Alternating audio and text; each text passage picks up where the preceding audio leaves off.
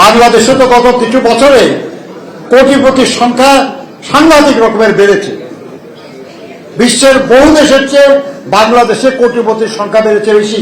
একটু আগে শুনেছেন আমরা, একজন বলেছে যে যুবকদের জন্য আলাদা মন্ত্রণালয় করা হয়েছিল, তাদের প্রশিক্ষণ করা হয়েছিল, এবং এই যুবক মানে কিন্তু পুরুষ না, খালি নারীও, তাদের প্রশিক্ষণ দেওয়া হয়েছিল।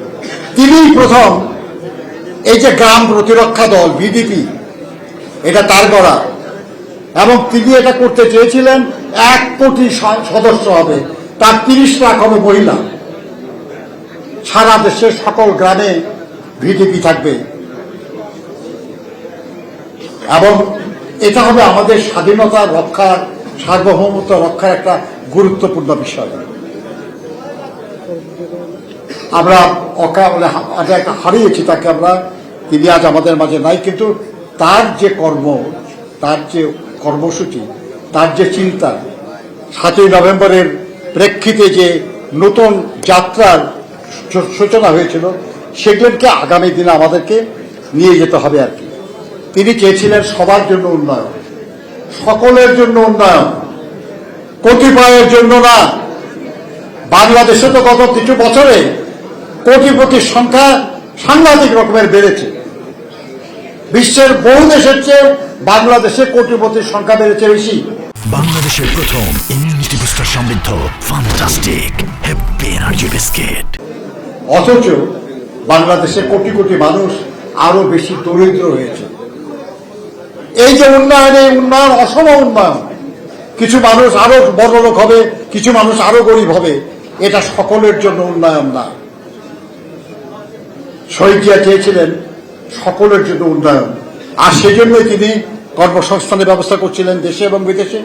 সেই জন্য তিনি শিল্প করেছিলেন, যে শিল্পগুলিতে লোকের বেশি লাগা লাগে। সেই জন্য তিনি কৃষিতে উৎপাদন বাড়ানোর পাশাপাশি শিল্প উৎপাদন বাড়ানো, আমাদের সমুদ্রের সেখানে মাছ শিকার, ক্ষুদ্র এবং কুটির শিল্পের উন্নয়ন, অপ্রচলিত পণ্য রপ্তানির ব্যবস্থা করেছিলেন। এই কাজগুলি করা এবং সেগুলো করার জন্য তিনি প্রতিষ্ঠান গড়ে তুলেছিলেন।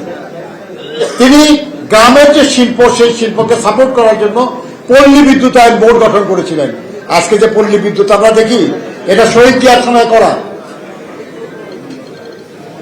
তিনি করেছিলেন ক্ষুদ্র এবং কুটির শিল্পের উন্নয়নের জন্য প্রচন্ড সাংঘাতিক চমৎকার সব নতুন নতুন কর্মসূচি। আমাদের নারীর উন্নয়নের জন্য তিনি কাজ করেছেন, শিশুদের উন্নয়নের জন্য শিশু পার্ক, শিশু একাডেমি, টিভিতে নতুন কবি অনুষ্ঠান, কি না করেছেন তিনি। এটা সবই 7ই নভেম্বরের পরের ঘটনা। এই 7ই নভেম্বরের পরিবর্তন এই নতুন কিছু সৃষ্টির সুযোগ করে দিয়েছিল। আজকে সেই সুযোগ, সেগুলো নানাভাবে বিঘ্নিত করা হয়েছে। উন্নয়ন এবং অগ্রগতির যে ধারা, সেই ধারাকে ব্যাহত করা হয়েছে নানাভাবে। শহীদ জিয়াকে হেয় করার চেষ্টা করা হয়েছে, সম্ভব হয় নাই, কিন্তু চেষ্টা হয়েছে। বন্ধুরা আমার, কিছুদিনের মধ্যেই নির্বাচনের একটা অবস্থা আসছে। আমাদের ভাবতে হবে, যদি আমরা বিশ্বাস করি যে শহীদ জিয়া এবং বিএনপি নতুন কিছু দেয়, নতুন এবং যুগান্তকারী দীর্ঘস্থায়ী উন্নয়নের জন্য কাজ করে, তাহলে আগামী দিনে বিএনপির পক্ষ থেকে যাদেরকে মনোনীত করা হবে, তাদের বিজয়ী করার জন্য সবাই মিলে কাজ করতে হবে। বন্ধুরা আবার মনে রাখবেন একটা জিনিস,